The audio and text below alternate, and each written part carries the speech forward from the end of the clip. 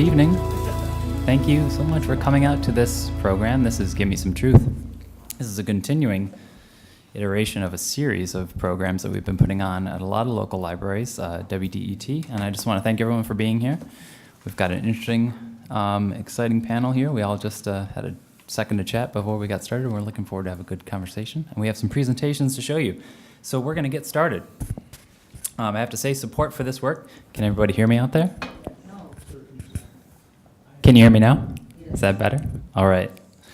Support for this program, this work, part of WDET's collaboration with the Detroit Journalism Cooperative, comes from the John S. and James L. Knight Foundation. This event is part of the Gimme Some Truth series. It's a media literacy campaign strengthening our awareness for spotting fake news and making us better, more careful consumers of information and the news. And the goal is to make sure we're all better than a mere Google search at finding relevant, accurate, and timely information. WDET then is teaming up with libraries like Southfield to help you separate fact from fiction in the information you see, hear, and read every day. My name is Jeff. I'm actually the marketing coordinator at the Ferndale Area District Library, but I have a degree in journalism. I'm a culture reporter around town, and I contribute to a couple of different publications. Just want to run through, as I am here as a duly representative of WDET, who serves to engage diverse and serve an engaged, diverse, and curious audience through trusted news, inclusive conversations, and cultural experiences that empower our community to move forward. And so, joining me today are James Kruger, reference librarian here at Southfield Library, Laura Schiebel, assistant professor at the Wayne State University School of Information Sciences. Chastity Pratt-Dawsey will be joining us very soon, a veteran journalist for Bridge Magazine, and we have Chief Brian Bassett of the Southfield Police. There's Chastity right now, making an entrance. Welcome. So here we are. We'll have a few presentations. I'm going to give a little introduction here, and then I'm going to turn things over to Mr. Kruger. So, truth matters. Truth will always matter. A lot has happened just even in the 9 months since we hosted the first Gimme Some Truth panel. The impetus came in the wake of what was a very dramatic election year that certainly felt very tumultuous for anyone taking in the storms of daily news reports.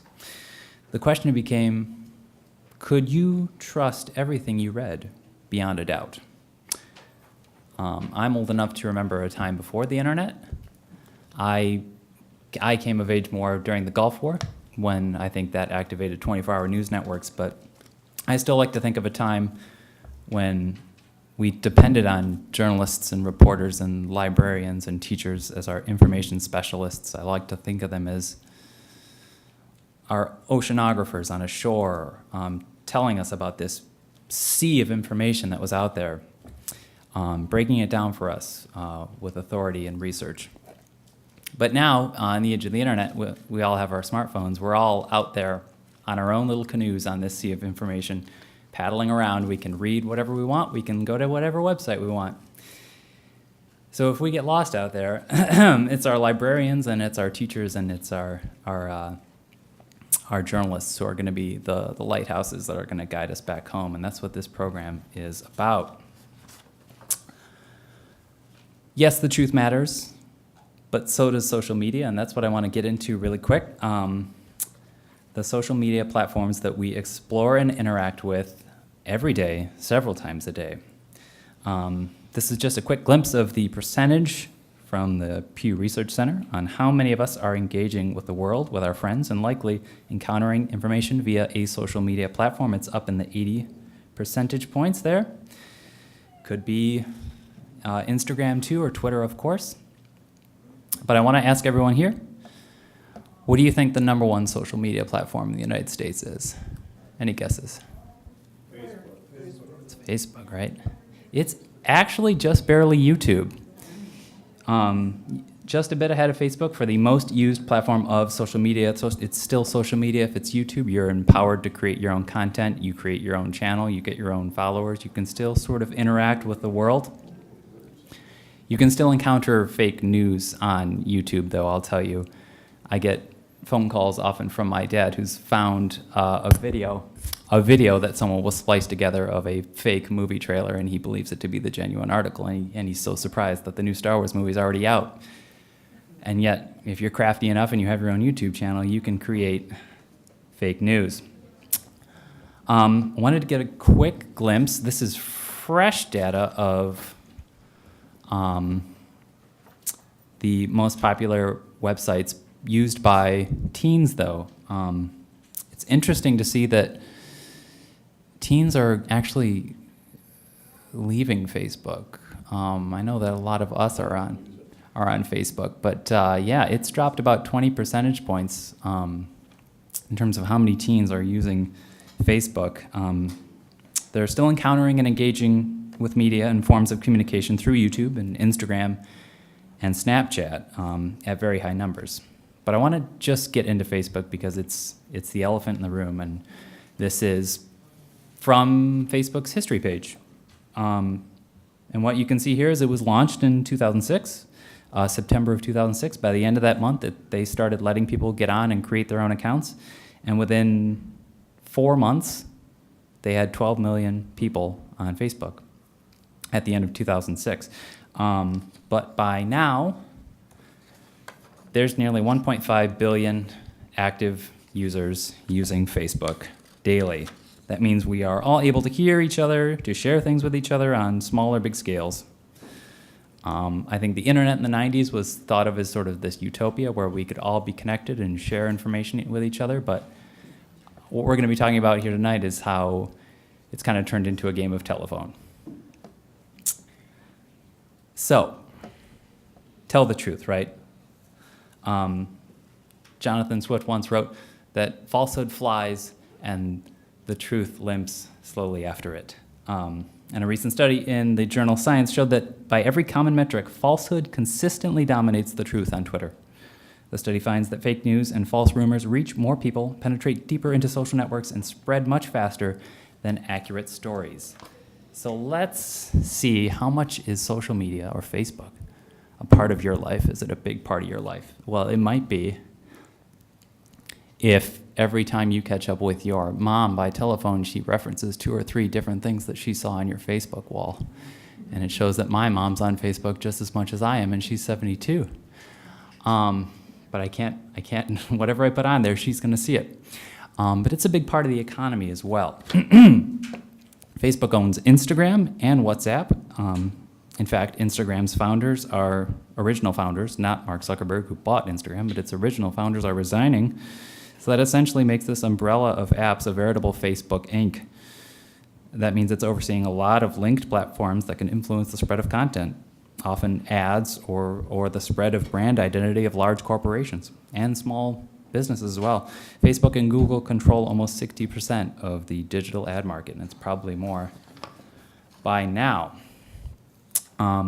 So over what time period do you think Facebook reported nearly $13 billion in revenue? How much time do you think that took? A year? 2? 3 years? Guesses? 3 months. So that's just the last quarter of 2017 that they took in terms of their growth. So what is Facebook? Is it a technology platform? Mark Zuckerberg was testifying before Congress in April, and he said, Facebook is a lot of things. But they do a lot. They build and manage apps. They build drones. Sounds like it could be a tech company, right? Or they build tools that allow you to spend money or send money to friends and they other kind of finance apps. Are they a financial institution? Are they an events or entertainment sort of guide or aggregator? It's a lot of things. Is it a community? A way to keep in touch with your friends or your family? Or is it a way to join groups and stay in touch with your favorite local organizations? Or is it a publisher? Zuckerberg famously said this last April in Congress, when he was at Congress, "We are the platform, not the publisher." But it seems tricky, doesn't it? Because we can see trending articles from news organizations, and we can share something and our friend can share something, and the information is on the platform. So maybe it's an aggregator, maybe it's just many things. But a few quotes from a study in the proceeding of the National Academy of Sciences. Communication has become increasingly personalized, both in the way messages are framed and how they are shared across social networks. The more active a user is, the more the user tends to focus on a small number of news sources. So that means what you share or what you publish matters. There's some information on the back with this URL that you folks can find after, but wdet.org/truth. That is WDET's resource page for how to spot fake news, as well as it has lots of information from previous Gimme Some Truth events. But before we wrap up, let's talk about how you can check what you see and hear. There is 3 ways to be a fact checker. Our eyes can be lured by the headlines, and we can be so eager to maybe scan down and look at the pictures and read the first paragraph of an article, we might not even realize that something might be a bit off about that web address, that URL. So if you go back to Google and search for the news event that you're currently reading about and see what the Washington Post or the New York Times or the LA Times or the Boston Globe or maybe just a trusted news source is also saying about this supposed news event, then you can kind of cross-reference. You might find that they're not even saying anything about it because it might be fake.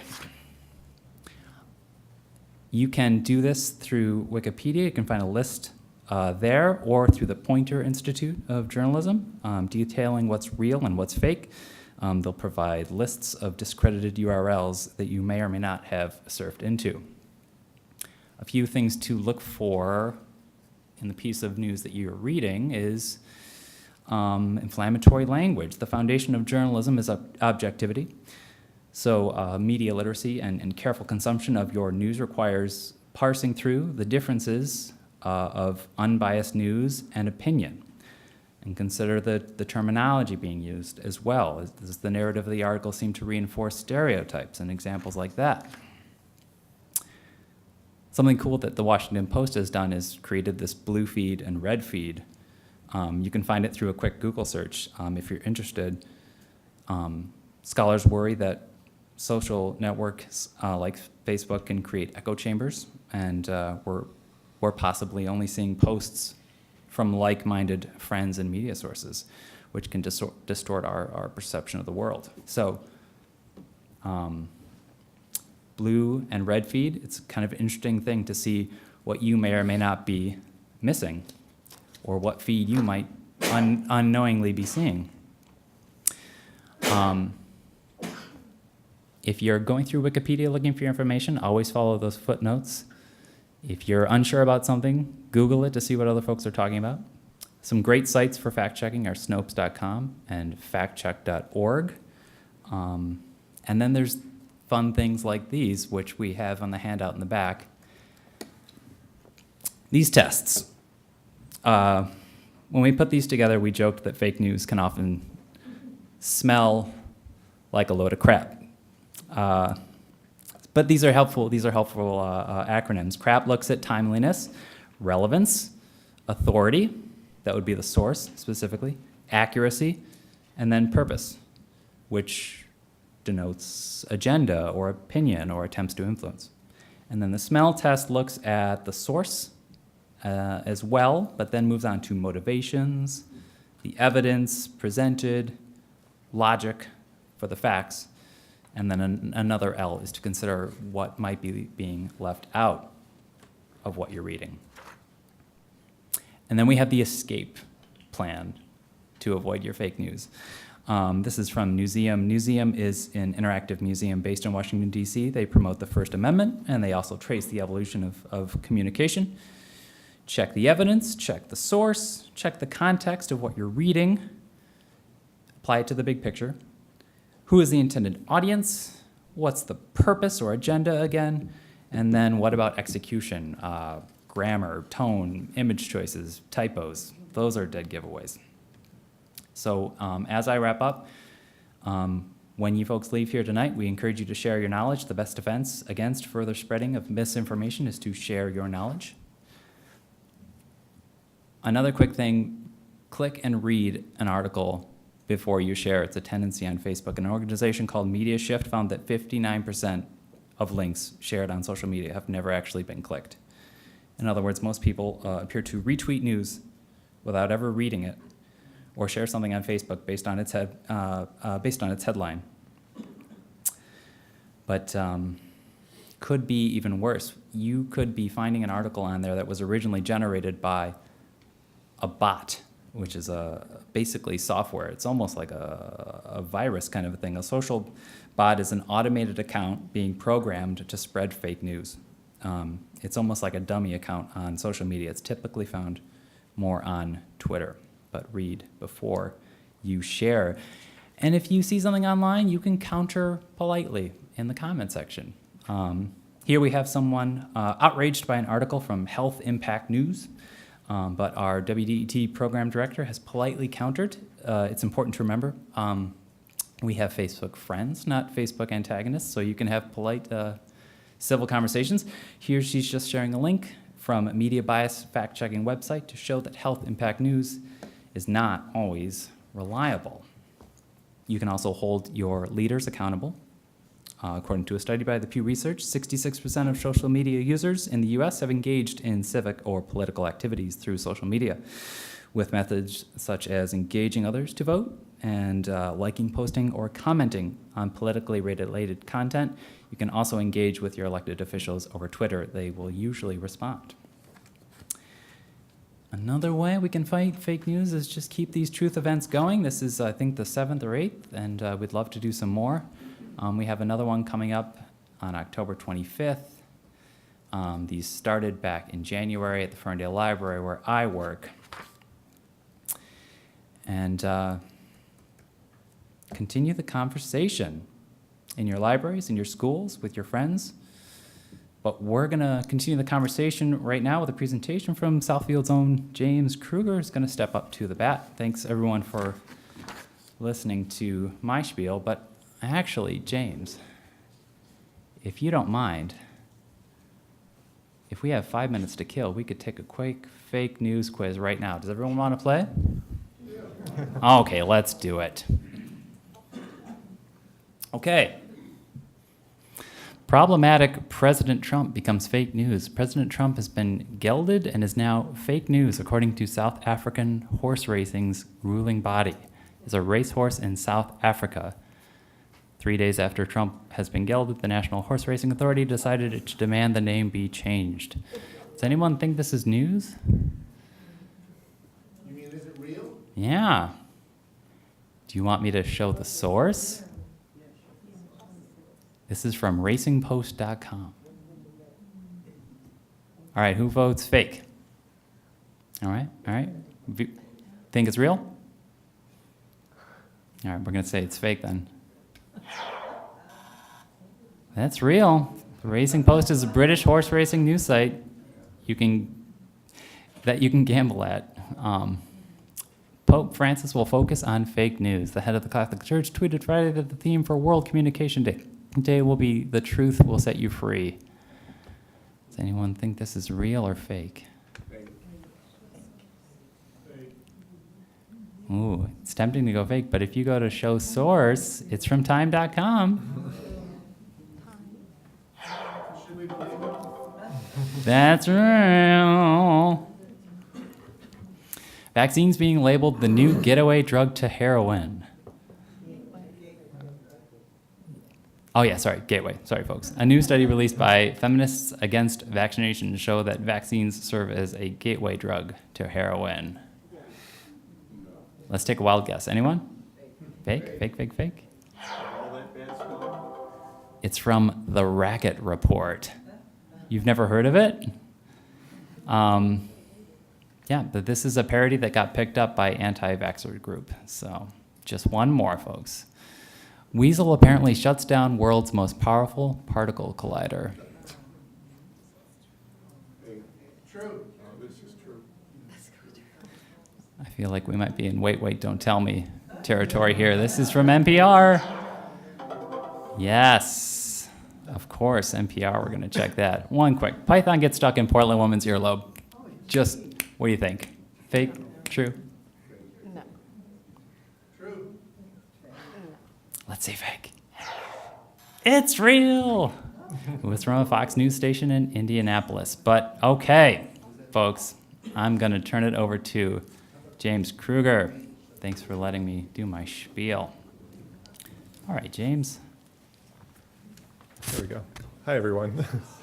So my name is Jim Kruger. I work here at the library. You can usually find me upstairs, either on the second or the third floor at the reference desk. So if you have any follow-up questions for me, feel free to stop by or call us at any time. I'm going to be going through an actual fake news article that I found out about through a patron that called me at the reference desk, saying that she had read it on Facebook and was pretty sure it was fake, but just wanted to make sure. Can you speak louder? It's a little hard to. Yeah, so I looked it up, and the actual article had been deleted by the time I found it. It took forever to find it, but I did find websites that had went through it and debunked it. So I went off of them, and I put together this little autopsy of a fake news article. So this particular article is political in nature. It's pretty outrageous and pretty egregious, I think. It's also very obviously fake. When we go through it, it's almost laughable how fake it is, but not all articles that you'll find, especially on Facebook, are going to be, well, as the quiz just showed, are going to be this obvious. So here's the headline that she saw. Malia Obama just got arrested buying cocaine. So first of all, there should be some red flags in the headline. Up above there, it says that it was posted at www.americanews.co. That CO at the web extension there is, that's an extension assigned to the country of Colombia, and they're very loose with people buying domain names with that. So a lot of legit businesses that either their company's .com name has already been taken or they just want a cheaper site, they'll get a .co address. So there are tons of legit businesses with .co, but there's a lot of fake news sites that have .co. There's a really infamous one, abcnews.com.co, that posts a lot of articles. It's a fake news site. So that's something to look out for. The fact that it was posted by admin right here, instead of an actual journalist's name, is another thing. Any kind of anonymous posting is a little bit questionable to begin with. And then the all caps breaking news. It's an attention grabber. It's there when you're scrolling through Facebook real quick. It'll make you stop and look. A headline like this, you'd think this would be big national news. You'd watch it on CNN or you'd read about it in New York Times, but there was nothing. So that's another thing. It's the only place you're finding this big news story. Moving on, when I eventually did find the website, I took a screenshot of it, and this is going to be obviously too small to read, but we're zooming in a minute. This fake mugshot up there was posted along with the headline on Facebook, so that's another attention grabber. We're going to zoom in on that and go through that too. It's photoshopped, obviously. But it looks like a normal website. If you found this, like there's some links to other news stories at the bottom.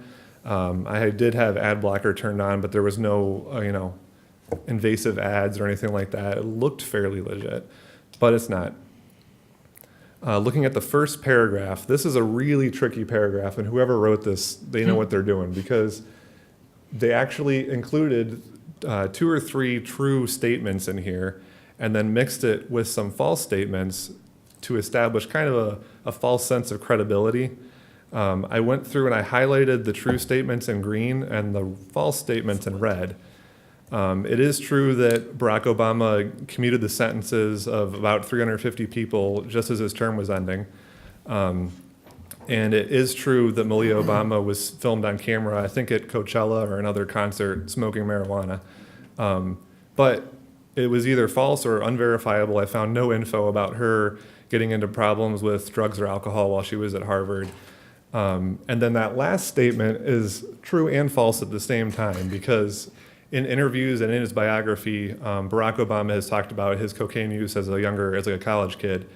But as far as Malia Obama goes, nothing.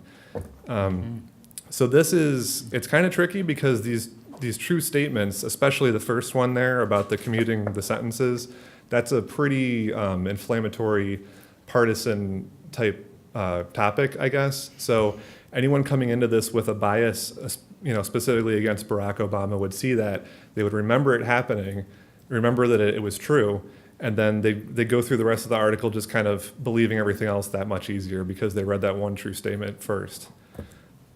But as far as the mixing truth with lies, the rest of the article is 100% fake, full of red flags. This was the second big paragraph.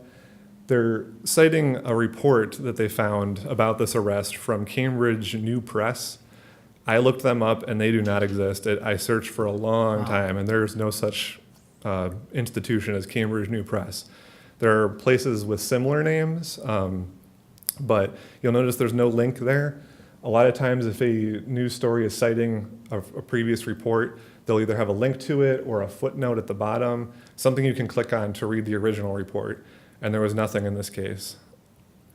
And it sounds almost real, Cambridge News. It Yeah. sounds like it could yeah. be real. Yep. And Which like is a nice way of saying BS. there were 3 or 4 institutions that were very similar, like Cambridge Press or, but no, nothing with that name. And then the other red flag that was kind of seemed iffy to me was the amount of cocaine that she was busted with apparently had the street value of $1,240.97. Like, drug dealers don't charge sales tax, and I don't this sell hectograms. right.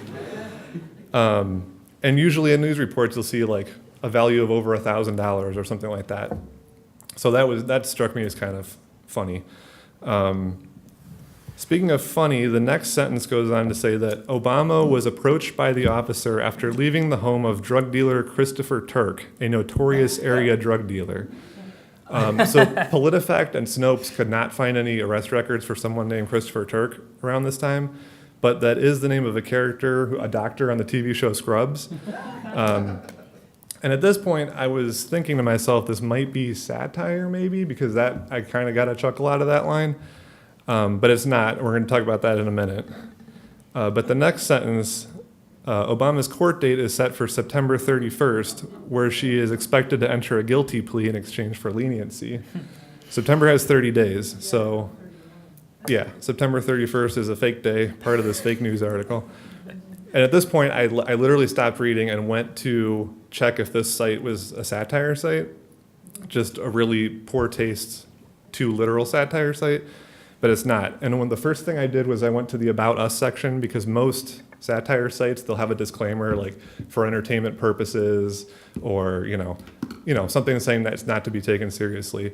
But this is the About Us site for americannews.co.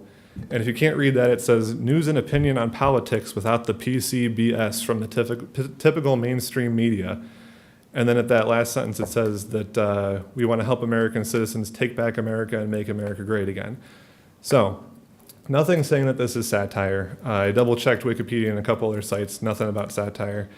But the other thing is, even if this is not a legit site, by the way, but even if it were, this kind of language is a big red flag that it's not reliable. And even if it is a legit site, you should probably read other sites also, because it's clearly one-sided. And a lot of sites that are even legit ones, they'll mix op-ed and editorial with their news, and it's really hard to separate it and parse it out, and especially when they're using this kind of language. And the closing paragraph is just extra proof of that. This was the article just kind of completely broke down with opinion and very inflammatory opinion at that.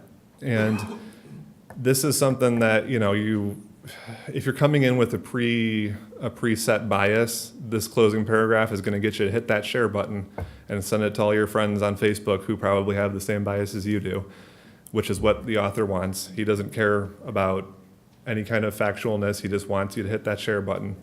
So this is another thing. Language like this, it won't be as extreme, but something similar to this you'll find on mainstream news sites.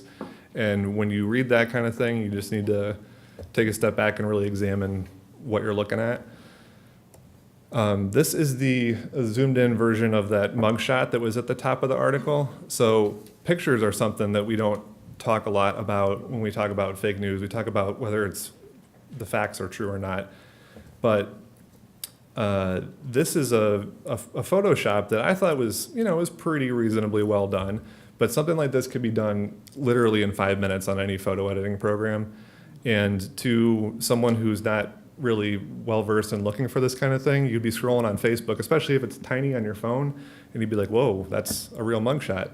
But it's not. And a good way to check if you see a picture that you think might not be real, if you're using Google Chrome as your browser, you can right click on a picture and then click search Google for this image.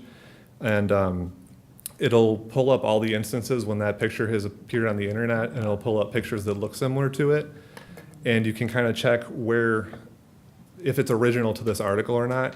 And this one was not. I did that, and it showed a Snopes article from 2013 about Malia Obama getting arrested in Chicago for dogfighting. Another fake news article. So this screen cap is off Snopes. It's not off the original article. But you can see down at the bottom, all they did was crop out that little corner and use it for their new article.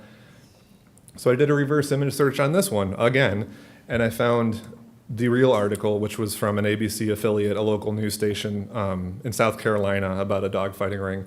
And then you can see the real mugshot down there. So even if you are reading a legit news site, and if you see a picture that you either think it's like that's not the person this article is talking about, or it just seems fishy, do that reverse image search. A lot of times they'll reuse, like even that picture of the dog right there, it's probably just a stock image, but an article like this, it doesn't really matter. They just have a picture of a dog. But for something that it's like, maybe it's a plane crash, and they're showing just a stock image of a plane crash, that's kind of misleading. So reverse image search is a handy tool to remember. Or you can call your librarian to do it. That's true. Right? It sounds like what you're doing is almost like detective work. Yeah, right? I did spend way too long picking through this article. So I don't expect everyone to read a fake news article and spend 2 hours doing what I did. Your librarian can. Yeah. But there's copies of this infographic on the back table you can grab on your way out. It's kind of a handy little guide. It was published by, let me see here, the International Federation of Library Associations on how to spot fake news. The first one is consider the source. In this case, it was a fake news website posted by an anonymous user named admin. Also check the author. That was, an anonymous source. Check the date. This one happened to be current, but it was using a photoshopped image from 2013. And they were, rehashing old fake news tropes about Malia Obama getting arrested that have been around forever. Check your biases.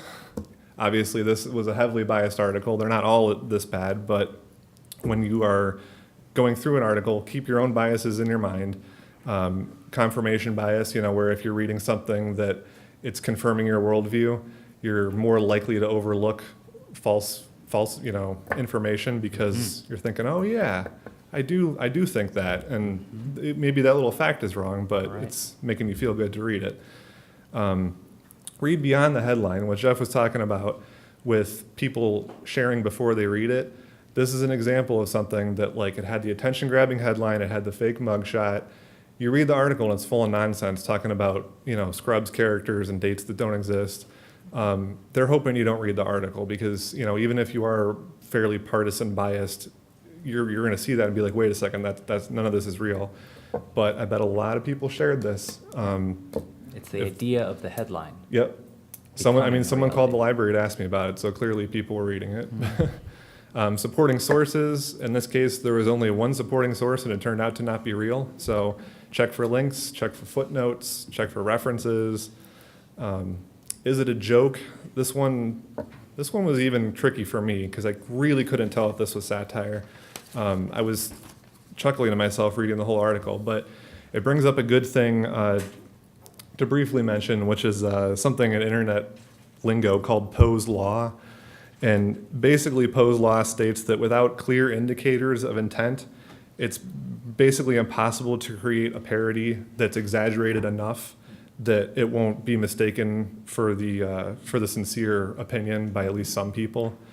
Even The Onion, which posts these ridiculous, hilarious, outrageous articles, you'll find people in the comments like, oh, this is terrible, like, I can't believe that this has happened, and it's like, no, it's a joke. You can fool some of the people all the time. Right.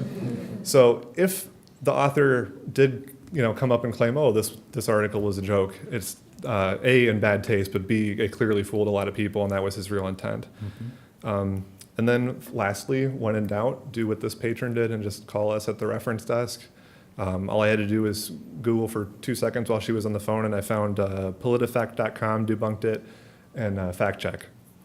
And then, of course, after we hung up, I spent 2 more hours reading into it. So, but yeah, it was a pretty illuminating experience for me too. So, Jim, before I let you sit down, can you just share why the phenomena of fake news or misinformation concerns you, or what concerns you most about it? It's certainly flared up in the last 2 years, but it's kind of always been around. But I don't know if this is something they prepare you for in library school. But yeah, well, library school is basically learning information literacy. You talked about the ocean analogy, and it's really like we're barely even in canoes now. We're kind of just floating. So there's so much information out there, and it's great. It's revolutionary, but navigating it is harder and harder. A library, even 20 years ago, you need to do some research, go to the library.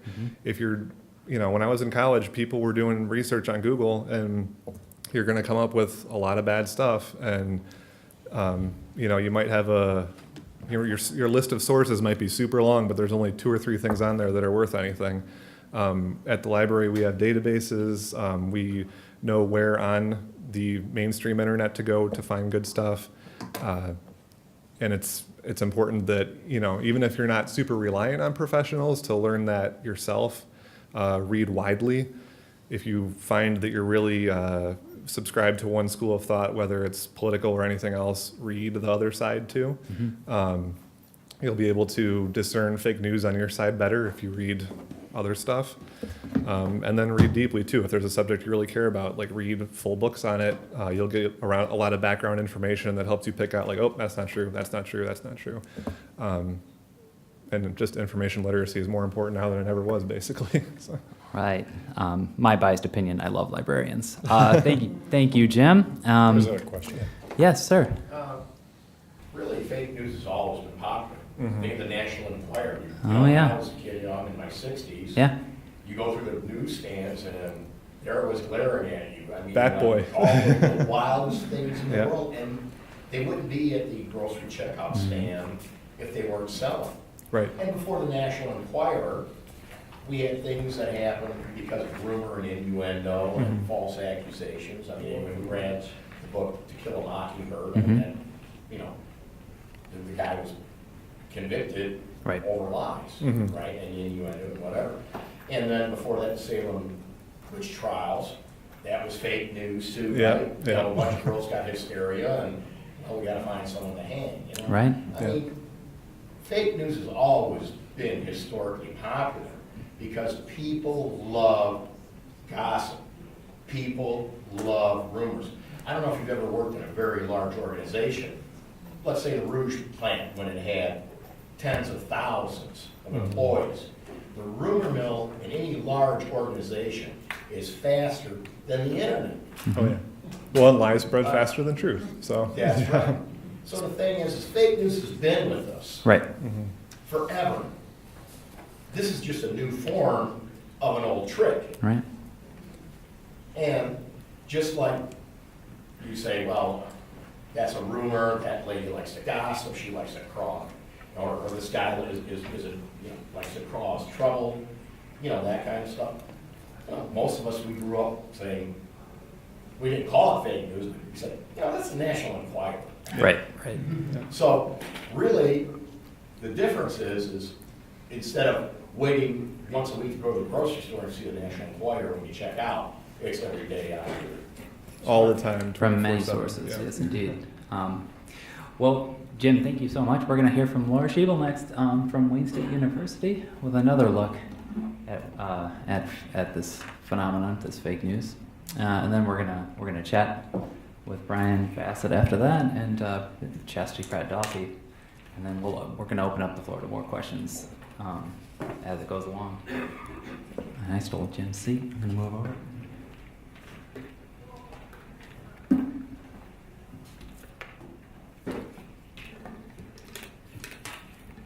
My name is Laura Shebley, and I'm an assistant professor at the School of Information Sciences at Wayne State University. And going to look a little bit broadly at the topic of misinformation, and especially in the context of a slower type of news, which is that related to health. And as Jeff mentioned previously, there was a recent study that looked at rumors on Twitter, and they did find that false news spread more quickly, more broadly than things that were true.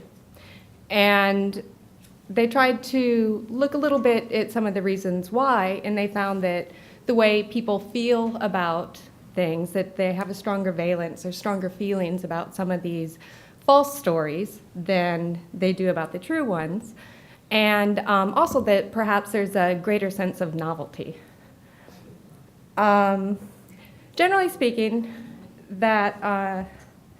so some of these issues about, say, how we as humans think and how we make decisions, and also the implications of those decisions for communities more broadly, are some things that I'm interested in. Typically, when talking about misinformation, we try to break things up into misinformation and a subcategory, disinformation. And so while misinformation can be something that is, say, incorrect, it may be accidentally shared, that sometimes we inadvertently pass on things that aren't true, and or that sometimes, especially if, say, if there's vested interests in a particular case, it's possible that people are intentionally spreading that information, and that's kind of that more nefarious edge. And importantly, that what these lead to then are, say, misperceptions, and these are, false beliefs. And these may be because someone misinterprets, say sometimes, say if I tell my son, be back by 10, that maybe he'll say later, I thought you said 10:30. Maybe that was a misperception. I don't know. But so sometimes they may be things that we don't hear correctly, we misconstrued, perhaps because of our confirmation bias that you mentioned earlier, that we think we hear something slightly different that backs up our thoughts on a matter. Or, perhaps there's a topic where we don't know a lot in that area, and someone or some source that seems to have expertise provides us new information in that area. And in those cases, say if we don't believe that they have motivations for leading us astray, that are general, when we hear information, typically we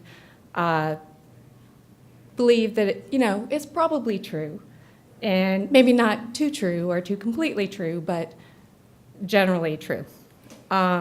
It's enough true. Enough It's true. mostly true. Yeah, mostly true. Yeah. And so kind of in the world of health misinformation, the kind of prototypical case study of this is with the tobacco industry, and establishing a link and or their efforts to undermine research that established a link between smoking and cancer. And while, say, before 1950, there were suspicions that smoking was bad for health, in 1950 there was a study by Winder and some of his colleagues, and they showed a strong association between lung cancer and smoking. So that was 1950. And 4 years later, the tobacco industry, they sponsored an advocacy ad, and this ad was published in 448 newspapers in 258 cities in the United States, and so they estimate, based on the circulation of those newspapers, it reached about 43 million people.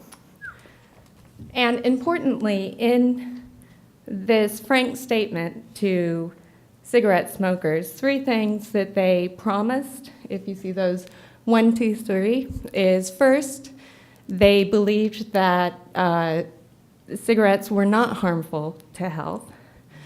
Second, that they would support research to try to better understand, is that true? And third, that they would cooperate with those who work to protect and promote public health. And so the research continued, and it became so strong that in 1964, the Surgeon General issued a report on smoking and health. And despite their promises, the tobacco industry published the cigarette controversy. And use of the word controversy was very important because that suggests there's uncertainty, whereas in the health and medical establishment at the time, they felt pretty confident that smoking was bad for people's health based on the research done until that time. And to kind of sum it all up, after all these years, in 1969, they described the negative effects on health attributed to cigarettes as a bum rap. And the anti-cigarette theory is a bum rap. And of course that we have convincing evidence that that's not the case. And there is, in some ways, the tobacco industry say that with some new types of tobacco or that can be used, for the now we call old-fashioned cigarettes analog cigarettes some days, and if we can compare those to vaping, that say in 2008 under Obama, the FDA actually it became possible for them to, there's a new label that cigarette companies or tobacco companies can apply for, and it's MRTP, minimized risk tobacco products. And to do so, though, they have to present compelling evidence that their tobacco product actually does minimize risk. No one's gotten that label so far, but a couple people have tried, or a couple of organizations have tried, and we can imagine that there's a huge market incentive to get that label because you know, a lot of people who smoke don't want the bad health effects. They'd like something else, and also that it can make smoking seem less harmful, and then perhaps we have people starting to smoke who didn't before. More people, that is. So maybe a little bit less nefarious is, have you heard of the, I always heard it as the 3-second rule. But I recently read the 5-second rule, and this is where if you drop food on the floor. Yeah. Okay. It's still good. But actually, the amount of time does not matter, according to our best research. And what does matter is how much bacteria there is on that floor. So if you drop something on a super clean floor, like my mother's, then you can probably be fine. But say if you're outside at a barbecue, probably, well, I don't know, but probably not so good. Mm-hmm. So, and in this case, as far as I think with this, I read that someone thought the 5-second rule could be traced back to a Julia Childs show. I'm not sure, though. But this is kind of just one of those things that's out there. And anyhow. So, and as happens sometimes in my profession, I realize that I'm going on just a little bit, so I'm going to go through some of these a little bit quicker.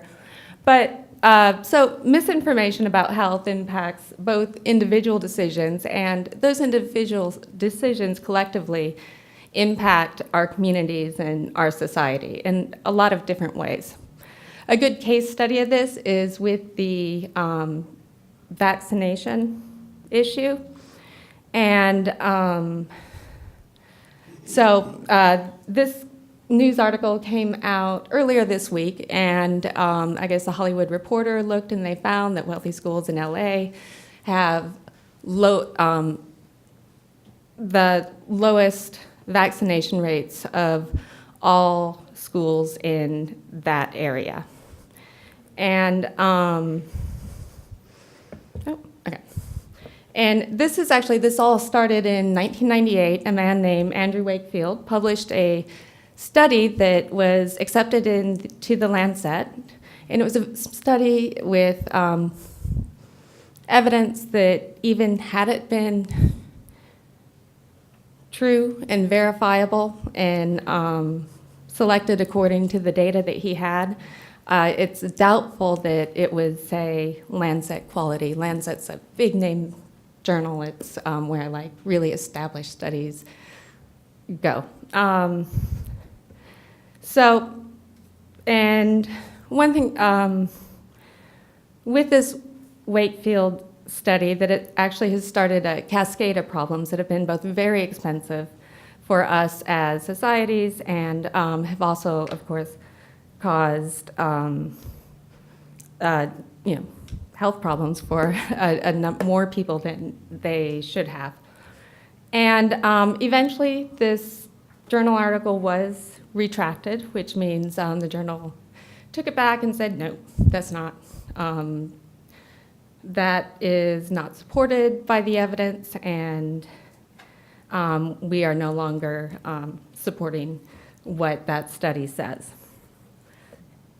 And it took a long time. And as that newspaper article that came out earlier this week suggests, that we're still feeling the effects of that. So this is actually in England and Wales, that they've kind of compiled some nice statistics with this. And they show that over time that they've spent a lot of money on combating the Wakefield article. And also so the blue bars are the percent of people with who have gotten vaccinated with the MMR. And something with vaccinations is that really they only work if about 92% of us get the vaccination, and then we have something kind of called herd immunity.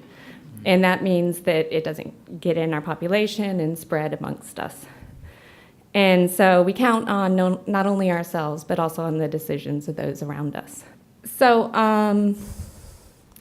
and with this, the one thing that we've viewed in kind of the science community as a result of this is that not only do we spend our resources, say, on research as far as developing vaccines, developing awareness, sharing that information broadly, and promoting them, but once misinformation has gotten embedded in society about this, we have to keep studying it and keep putting resources towards that.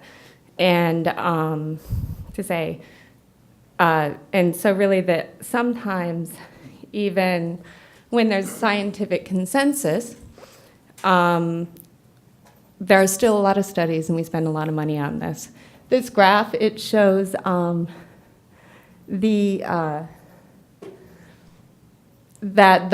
flat black line says that essentially all researchers agree there's no controversy about the Wakefield article being false. Yet that dotted line there, it shows the number of studies being published on this very topic related to the vaccine.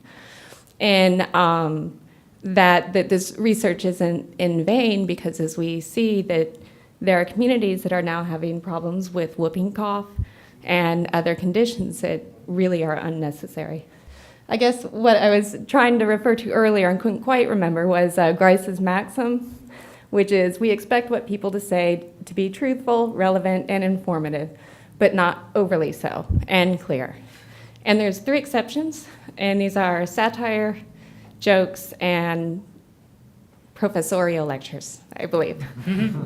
But And also related to the confirmation bias that Jim mentioned earlier is something called motivated reasoning.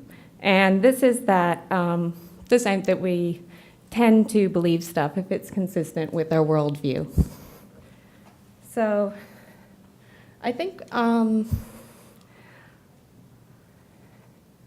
related to that with motivated reasoning and confirmation bias, we also have the issue of echo chambers, where this shows a political conversation on Twitter where, say, the blue folks mostly talk to blue folks and the red folks mostly talk to red folks, and then there's very few connections in between. And so typically that we tend to consort with people on particular topics that share our beliefs. And likewise, that because with our technologies, a lot of times, if you get recommendations like on Amazon, they might say, oh, you might like this. And so they're looking at your past behaviors and histories online and recommending things that you might find interesting that are consistent with what you've liked in the past. So I'm going to fast forward about some things that maybe we can do to combat this. And so there's also a problem with trying to correct misinformation is that when, say like with the Lancet, though that they retracted that article and say though a news organization may retract a statement, that typically people continue to believe that.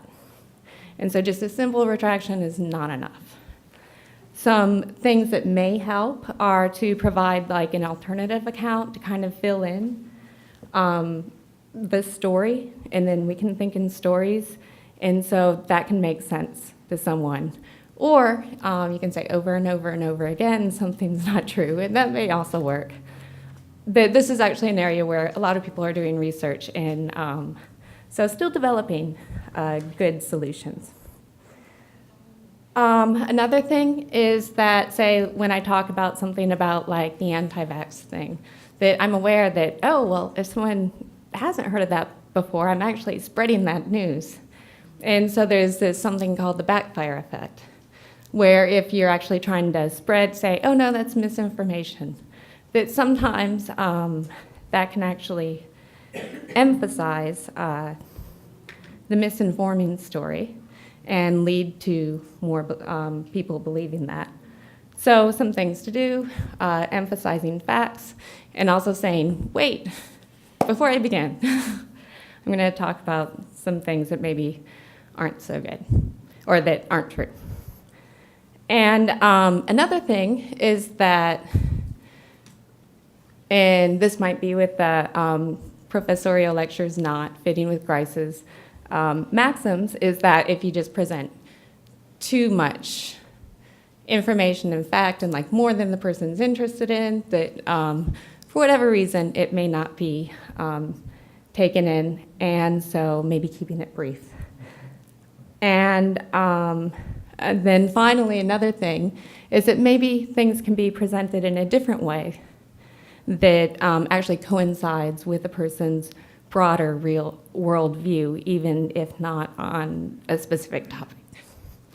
And this is actually from a book, or kind of a pamphlet book, that John Cook and Stephen Lewandowski produced, and I think it's good, and it's available online now, and it's called the Debunking Handbook, and they provide more background information about this, and it's a good one. Great, great. Thank you so much, Laura. I'm going to return to that podium, but I do want to engage Chief Bassett, who is here, and we're going to change gears to law enforcement. And I want to ask you why it would be important from the perspective of law enforcement to also keep an eye on something like fake news. So we haven't had this issue specifically here in Southfield, but other law enforcement communities have, or other communities where fake news has created civil disturbances, People have started to protest things that, after further analysis and further review, is actually not accurate information.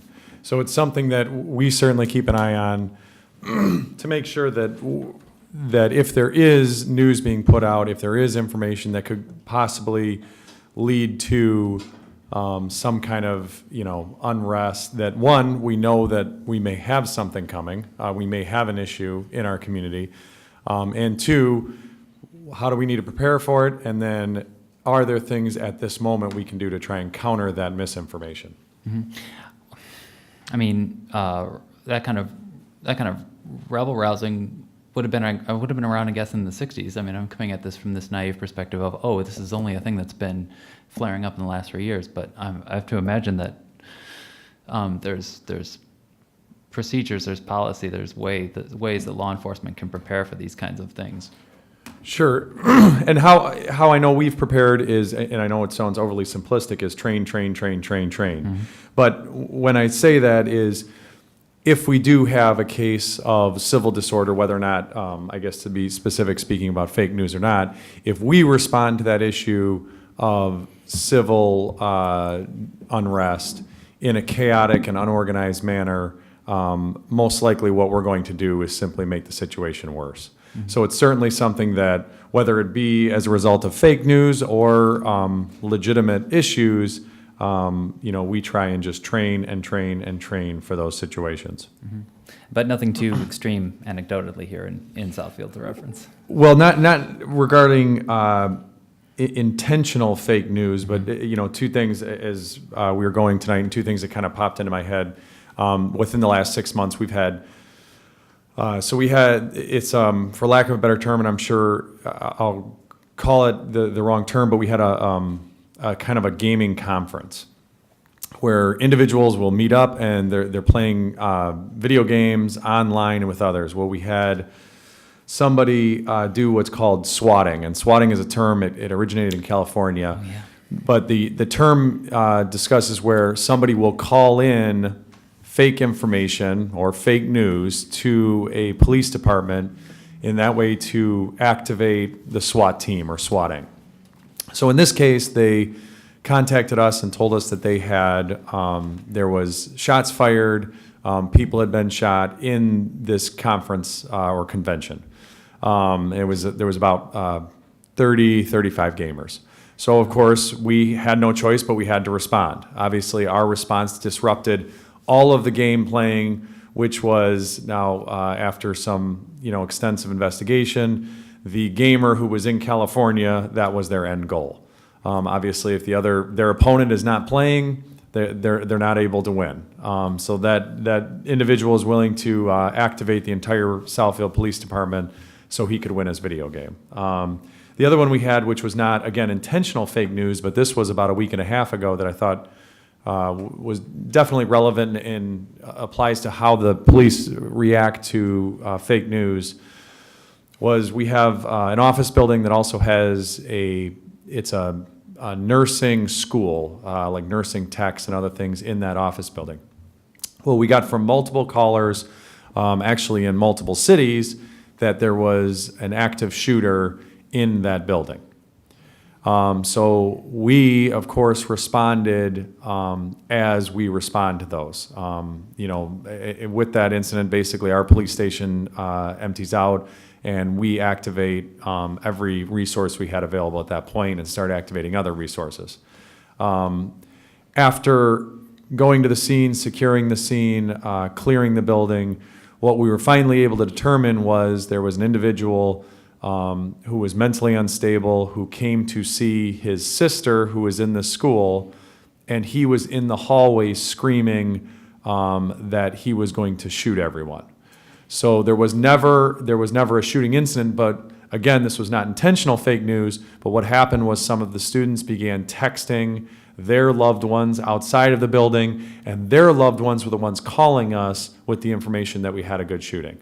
Of course, they're legitimate, they're scared, they're not trying to, in that case, it wasn't obviously trying to misuse the police department but And those incidents are tough for law enforcement because we have to respond as we would if this is a legitimate active shooter, and go in and secure that building. But luckily for us, both those incidents, were not legitimate scenarios. Yeah, but panic ensues.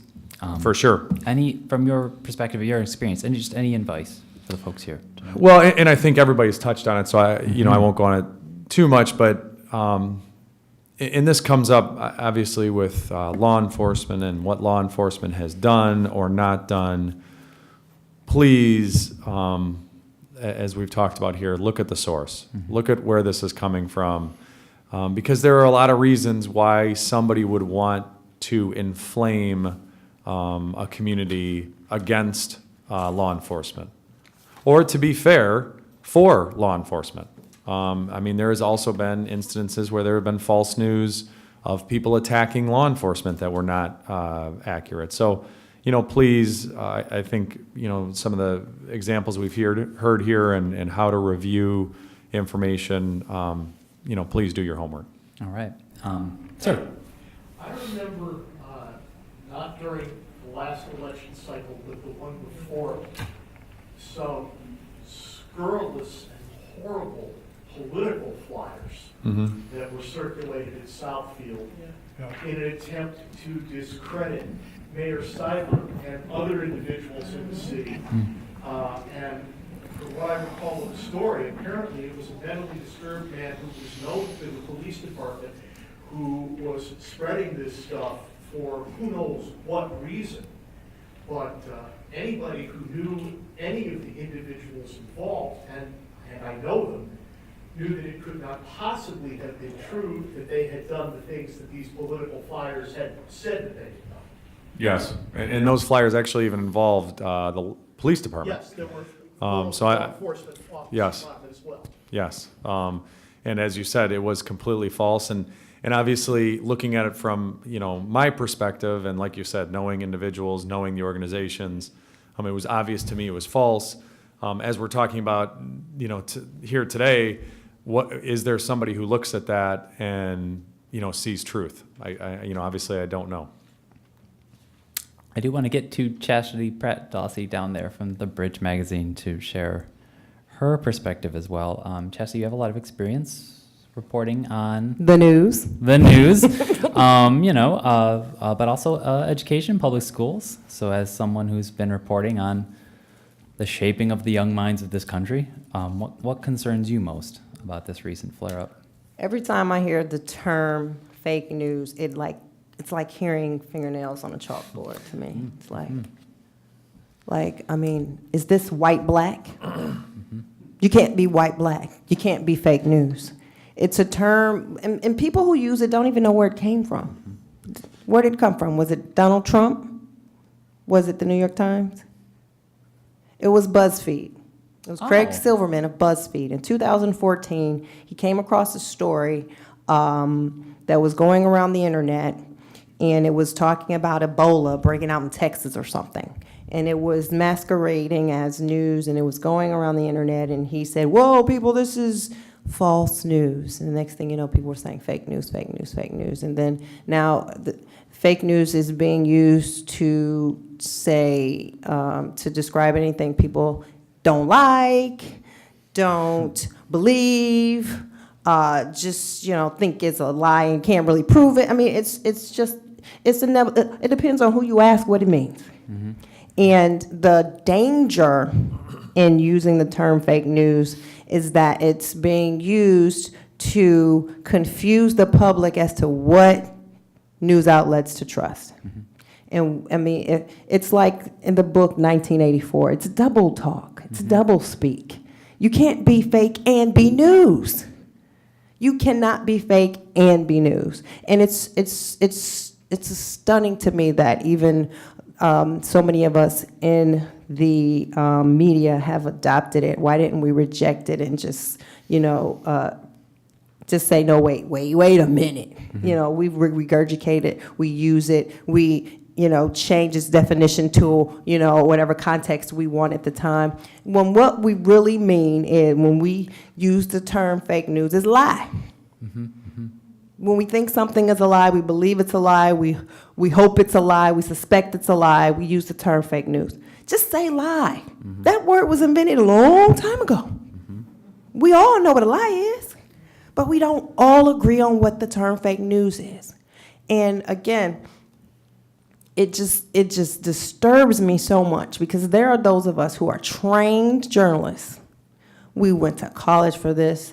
I mean, I trained in some of the most respected and storied halls of journalism, from the Washington Post, New York Times, Newsday, Detroit Free Press. And for people to say that I'm fake news just because they don't like the story I wrote, that's ridiculous. And it's the term fake news is basically being used to manipulate the public, and you shouldn't take it anymore. You should throw it right back, at everybody who uses it and just say, let's not use it anymore. It's being used to manipulate the public. It's been a rough year for journalists. Hey, enemy of the people, right? Yeah. Is there, I mean, I wanted to ask you, have you been able to just tap back into your just main lifelong inspiration in terms of getting you through this very interesting year where people are not believing journalists? It must be surreal. I mean, the fact of the matter is, if we serve a purpose, when my daughter was in the first grade, she asked me to come to school because they were studying community helpers. And she's like, Mom, you're a community helper, come to school. Yes, we serve a purpose in the community. We're helping you to understand what's happening and interpret it. And so I still believe, after 12 years of working at the Free Press and exposing scandal after scandal after scandal in Detroit public schools and seeing things change because of it. And then coming to now Bridge Magazine. We read Bridge Magazine? And you're doing a wonderful job. Thank you. Please subscribe. It's nonprofit, nonpartisan news, and we partner with public radio and public TV, so you might hear me on the radio, see me on TV. But what we do at Bridge is our journalism is policy-oriented. We look at policy and government with the intention of exposing policies that you as Michiganders need to know about and change Michigan for the better. So most everything that we write about has a government or policy angle, and we're hoping that you read these stories and get involved and make a change toward the betterment of Michigan. Mm-hmm. But my point is, this whole fake news thing is, where the president has said we're the enemy of the people. It's dangerous for the public. It's not something that the public should accept. There's a reason why there's a freedom of the press, because people need to be informed about what's going on. You don't need to be manipulated into thinking that you can't trust anybody. And if you can't trust anybody, then the person who's telling you can't trust anybody is basically telling you, you can only trust me. Don't trust anybody else. That's totalitarianism. That's right. 1984. Right. So I still do believe in journalism, because without it, we wouldn't know that there were children in cages on the border of the United States and Mexico. We wouldn't know that there were people who were just finding that the water in Flint was actually poisoning children. We wouldn't know that Kwame Kilpatrick and a lot of other people who didn't go to jail were involved in racketeering and stealing and bribing. We play a very important role. So I think it's time for the people in America to really stand up for our constitutional right to a free press and support what we do instead of doubting everything we do, because it's to your detriment to not get information. Right. And in the UK, they have a news organization called The Guardian. Detroit Free Press on the banner says "On Guard." That's On guard, used to say on guard for 300 right. years. Well, but they're guardians, and we're asking to give me some truth. Bridge Magazine has a truth squad, which I think is excellent. Yeah. Any questions, folks, for our panel? Yes.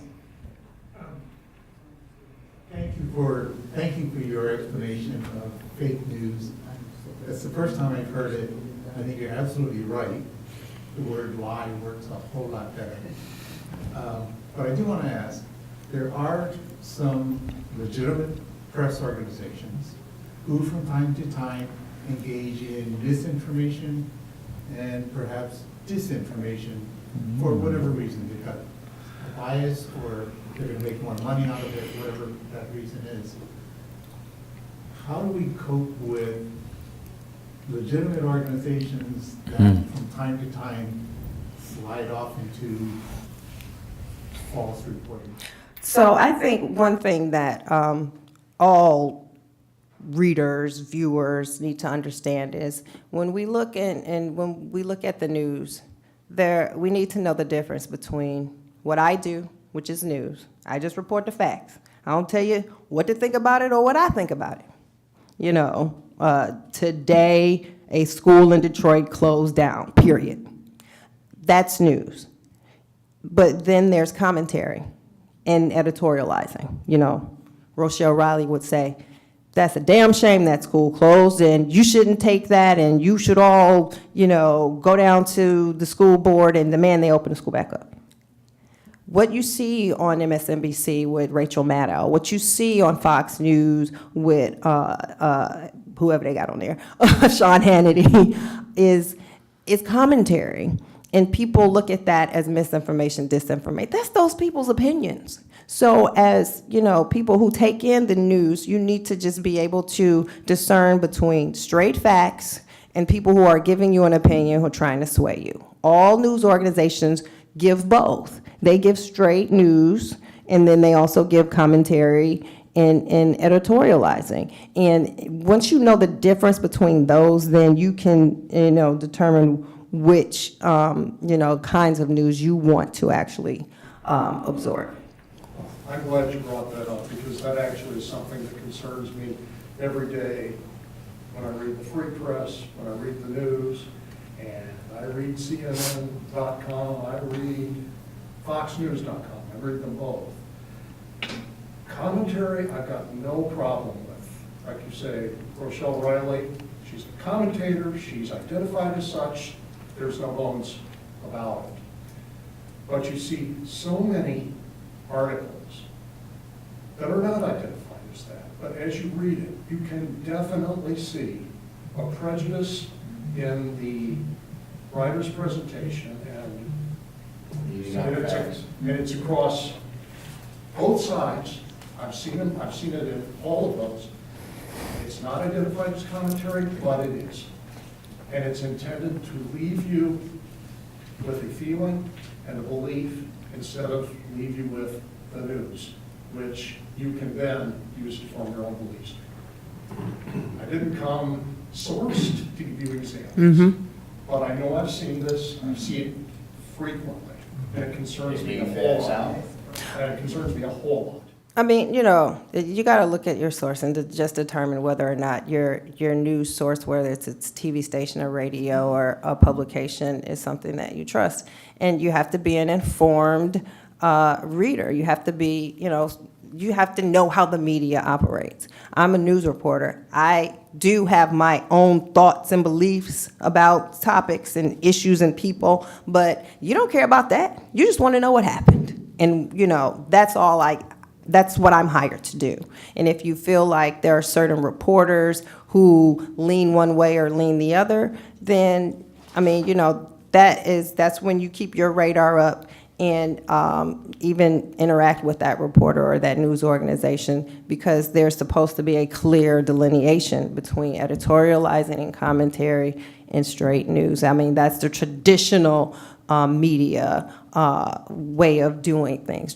Now you got a whole, everybody think they're journalists now. You know, everybody's putting their little shingle out. Well, I got a blog, I got a podcast. Everybody wants to be a journalist now without any training or anything. So you have to also be on the lookout for that. The internet gives us access to very instantaneous communication, and that's a good thing, but it also, you know, opens up, you know, the public to, you know, any and everybody trying to be a journalist. And actually, if I could add one thing to that too, is that not only is you observe that maybe people interleave opinion with facts, but also on one of the slides, say I didn't show, that sometimes we become, even as a society, unaware of our biases.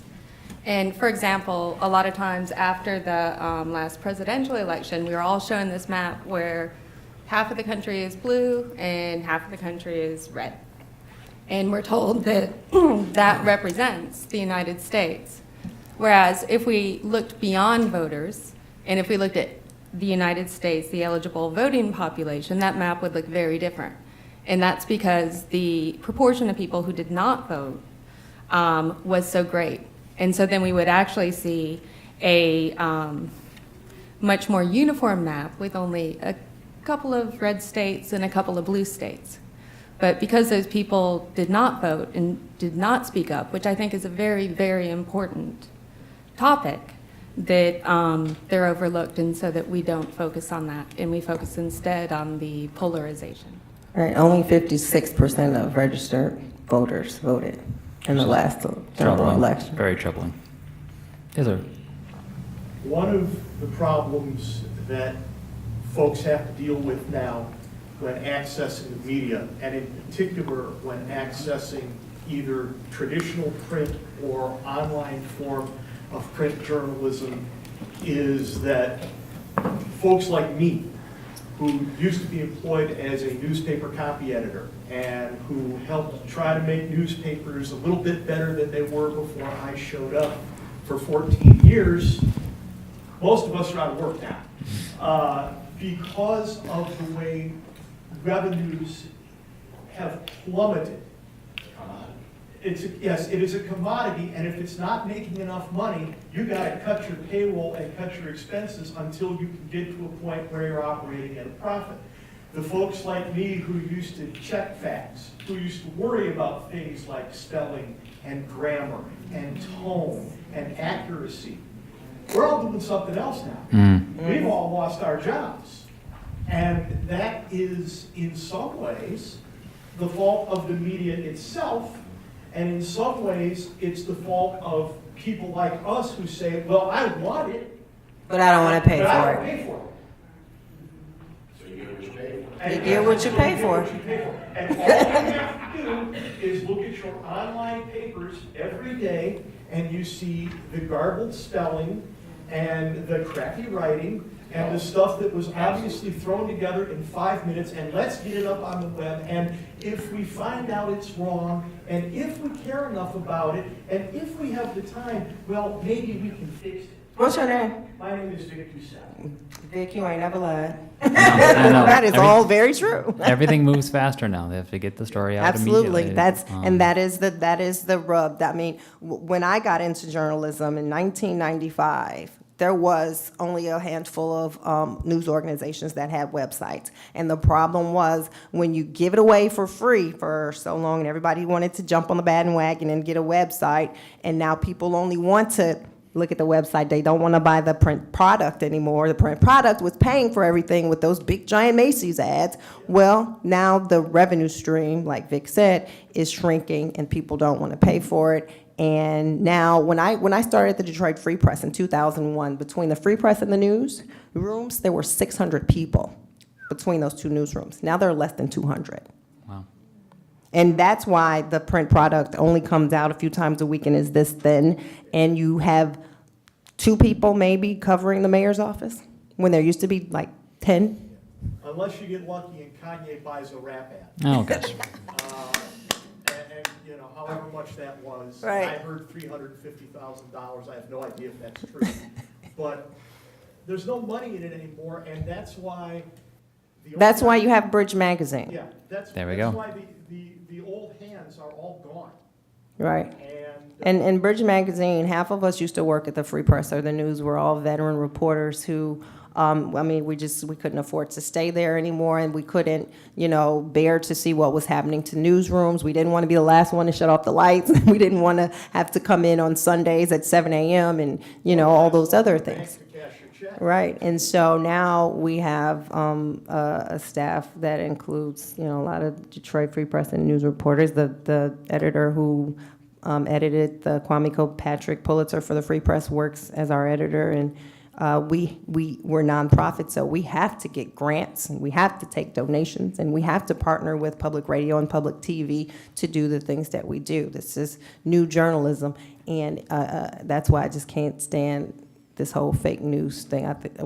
Don't nobody ever say that again. No, no. Don't say it again. There's no such thing.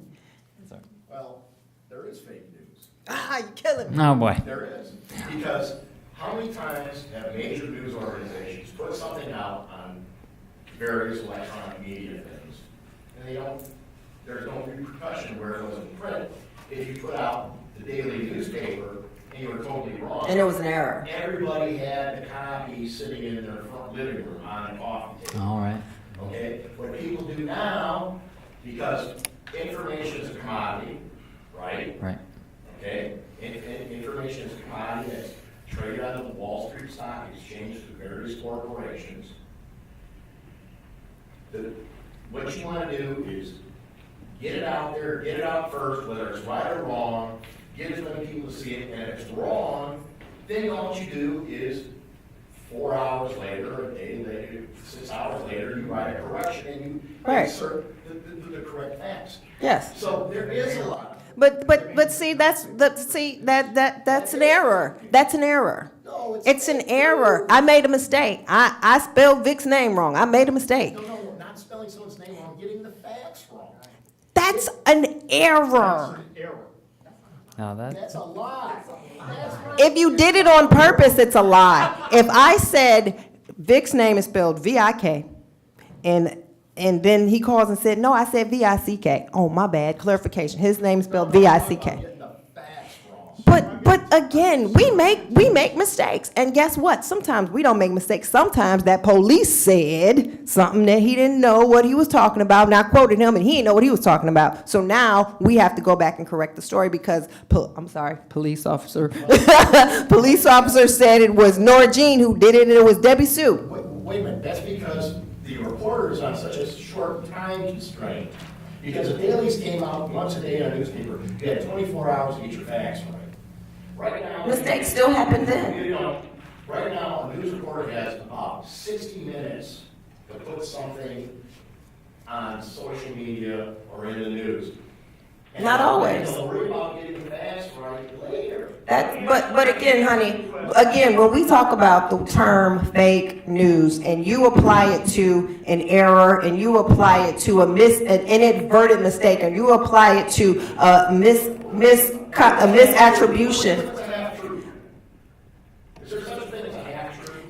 Again, when you use the term fake news to apply to something that was inadvertently mistaken and later corrected, then you are confusing everybody in America as to what fake news is. How much time have you spent in newsrooms or in broadcast organizations? How many hours of your life have you spent I'm in a super, so I can judge the product. I'm asking you a question. How many hours have you spent inside a newsroom? You know, I'm not a doctor, but I know that I have a good doctor. Right, but see what Vic is saying is, he's trying to explain how the sausage is made. You haven't. I spent more than 40 years in broadcast stations and in newsrooms, and I have never, under any circumstances, worked with anybody who deliberately wrote something wrong. Can you make a mistake? Yes. Is the bank at 3rd and Oak Street, and I screw up and say that the guy robbed the bank and it was at 2nd and Oak Street? Yes. Those mistakes happen. And any legitimate journalist, when they know the mistakes happen, will do everything they can to correct that mistake. I don't know anyone, and I would not choose to associate with anyone who deliberately wrote it wrong. we'll keep the conversation going after the presentation. Sir, your question. I almost don't want to leave that. Okay. I did have a question for the chief. So you talked about being aware of what's on social media or that false information that's going around because of the concern that it might trigger civil disturbances or something that would cause the police to have to intervene. Is there, either in the Southfield Police Department or all the police departments around here, is there an active monitoring of social media that's looking for this stuff, or is Great there? question. How do you find out about it? So I'll talk specifically for the Southfield Police Department. We do try and monitor social media. Then there's some informal ways we do it, and there are some more formal ways we do it. And so I cited here talking about civil disturbances and unrest. But the other reason we also spend quite a bit of time monitoring social media is because the reality is everybody, the young people we're working with are all there. So a lot of times we're able to pick up on things at our different schools that are an issue before they become an issue. We've had a lot of, the couple of examples we have is where we're told what's going to happen the next day. Did you hear this? And the challenge with social media is also that it's 17th hand, and we have to try and interpret, is somebody really bringing a gun to school? Is this a legitimate threat? But we do spend, and there's actually different softwares without, talking about how we make the sausage, to steal someone else's line here. But there are actually different social media monitoring software where you can basically draw a line around the geographic area. So whenever IP addresses are coming from those areas, and you can try and monitor some of that. Now, these are all social media that are open to everybody else, meaning that if you were on Google and you started typing in and doing this exact same search, you would get this. So I just want to be clear, this isn't a tool that you would have this if you wanted to monitor it yourself. What this does is it just tries to get all of the information. So we do that for a lot of different reasons. As I mentioned, the civil disobedience or disorder, but definitely with our young people. And trying to stay engaged with our schools. A lot of times we find and deal with issues that we are having in our schools because of our social media monitoring. Thank you, because that's actually what I was thinking of. The number of times that we've heard of recently school shootings, where after the fact, in hindsight, somebody says he posted something on Twitter or he posted something on his Facebook page. And people finding out about that in retrospect, as opposed to. Yeah, and this is really not exactly to that point, but it's the reason that we dedicate part of our department being officers specifically assigned to our schools. Because again, this is monitoring of social media, but it's really monitoring of our the human contact. Because what we do is we develop. When we have officers who develop a real relationship with our young people, oftentimes what we get is they are monitoring social media for us, and they will tell us about some of these. So even beyond some of the software we have, really a lot of that information comes from young people who are, they hear that their friend is talking about suicide. They hear that, this young person is bringing a gun to this fight. They hear, and so they'll notify us. And that's based on our human, investigation, but it's really relating to how, it's social media, and that's how those young people found that out. So it's the reason that we support our mission in the schools so strongly. Yes, sir. Thank you. I think that's wonderful, Chief. Getting out there with the kids, letting them know that you're there as a source for them. You get into monitoring the actual social media for clues, that gives me a little bit of an uneasy stomach, frankly. Because if you're monitoring, it's not the old style. Basically, in order to monitor the bad guys, you got to monitor everybody, which means you're monitoring me. Yeah, Big Brother is watching. Yeah, no, let me be specific and talk about how the system works. And so again, talking about the sausage. So when we have our carnival. Carnivals are typically things that we can get a lot of activity from our young people. Sometimes we'll get large groups. Sometimes we'll get groups from out of the area. So what we have to do is we have to put in what it is you're looking for. So you'll have to put in the name of the carnival. You'll have to put in what words you are looking for. You will have to put in specific parameters. So it's not something where I can just say, look. I have to put in my search parameters. And then beyond that, I have to be able to articulate the reason why I'm putting in those search parameters to use any of those tools. So those are so there's not, for us, and I'll be very clear, it would physically be impossible for us to just randomly monitor. And again, None of these tools are something that you, with a Google search, have 100% access to every piece of information I have. This is in no way, I want to be very clear about that. This is in no way some piece of information that is not available to you, that if you type in my name, you will get the exact same information that this software will pull up. But we have to put in specific parameters of what it is we're looking for. So if we have information that, this incident is going to happen at, and I don't mean to pick on, but it's the most recent festival we had was Hope Fest over on Civic Center, which is a carnival. So those are the kinds of activities that we need to monitor, because we have to know if we're going to have, which we have had at different carnivals. We had an example is when Northland, about 3 years ago, we had a carnival there. Well, we had 2 different gangs that on social media said they would be there. So we appropriately responded, and those 2 different gangs were there. And it took us about 6 hours to restore order at that facility. And that was with us having some information going into that. Without that information, I really don't know. I mean, we would have had half the staffing, and it would have been very, very difficult. I quite intentionally, it gives me a queasy stomach. Queasy stomachs are things I can live with. And I'm comfortable with you that you would look at anything I had on there and say, oh, that's boring, I'm not going to bother with it. But still, it's just. And it's a fair point. It's a fair point to obviously we can all look at the history over the last 10 years of different, and to be blunt, it's more at the federal level of different mass monitoring that has been done. It's a fair point to be concerned.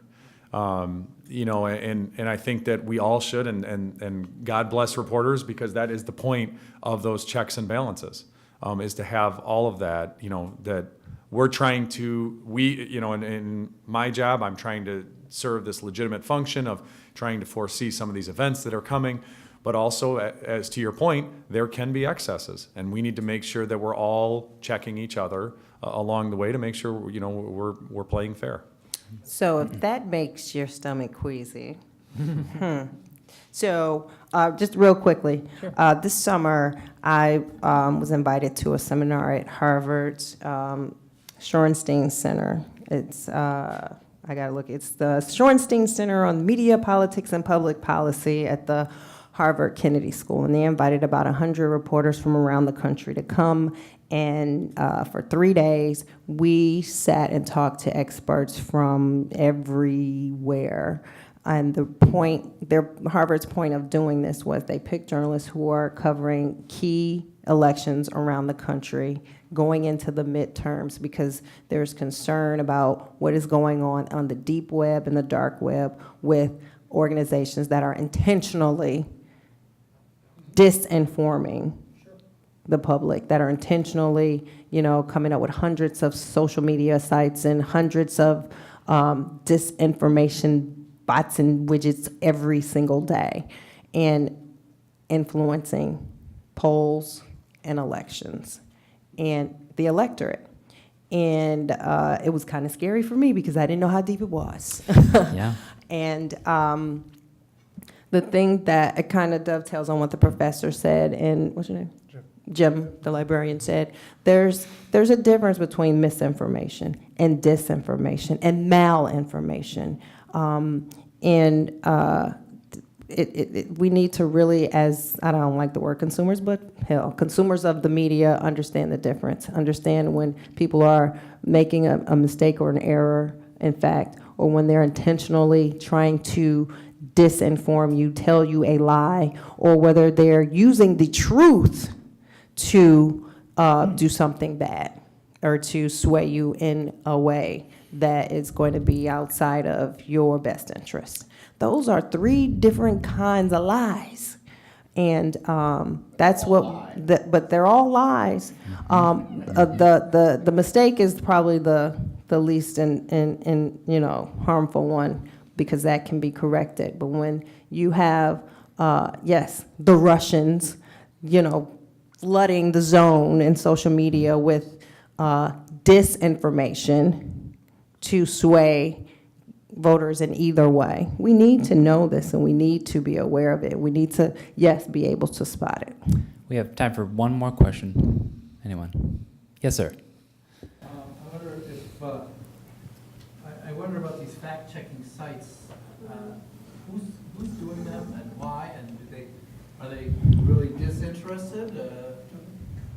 So there's so many. Bridge Magazine is part of PolitiFacts. Politico has this huge Facebook ad fact-checking a project where there are hundreds of journalists and news organizations that are coming together and sharing information and sharing our fact-checking. It's sort of in vogue to do this fact-checking now because, people like it and want it. But, I mean, everybody's doing it. It's Politico, PolitiFact, even Facebook is getting in on it. New York Times, Washington Post, everybody is doing this whole fact-checking thing. And when done properly, ours is called the Truth Squad, the Michigan Truth Squad. When done properly, the whole point is to say, look, here's an ad, here's what was said, totally analyze every word and show what's true and what's not. And here, reader, you be the judge of whether you care or not. Right. And it's necessary because everyone's flooding the zone with ads, brochures. It's what we used to call propaganda, right? Propaganda is everywhere, and now it's moving at lightning speed, and it's all used to confuse and control the electorate. And the point of those disinterested media is to just help people understand this is the weed and this is the chaff. This is the true and this is the lie. What you do with it is up to you. Mm-hmm. There are some handouts on the back for folks on your way out. Look up Bridge Magazine, support independent journalism. It's WDET's Fall Pledge Drive, by the way, too.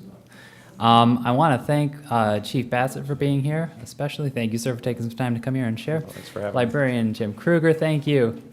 Professor, thank you as well. Thank you, Chastity. I think I started this with a metaphor about a sea of information and us being out on canoes, and you talked about us not even having boats.